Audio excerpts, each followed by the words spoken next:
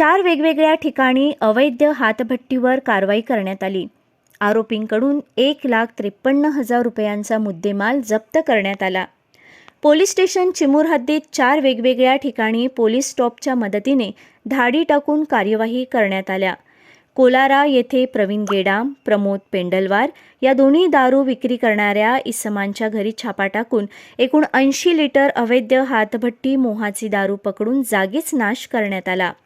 तसेच मौजा गदगाव शेत शिवारात व जंगल परिसरात खुशाल धारणे, अमोल शिवरकर यांच्या दोन्ही वेगवेगळ्या ठिकाणी धाडी टाकून हातभट्टी मोहा दारू भट्ट्या व मोहफुल सडवा एकूण 1,37,000 रुपयांचा मुद्देमाल पकडून जागीच नाश करून 4ही आरोपींच्या विरोधात गुन्हा नोंद करण्यात आला आहे।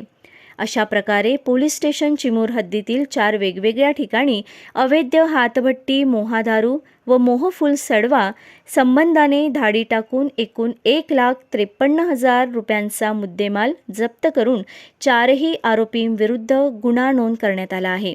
ही कारवाई चिमूरचे उपविभागीय पोलीस अधिकारी दिनकर ठोसरे, पोलीस निरीक्षक दिनेश लबडे यांच्या मार्गदर्शनात करण्यात आली।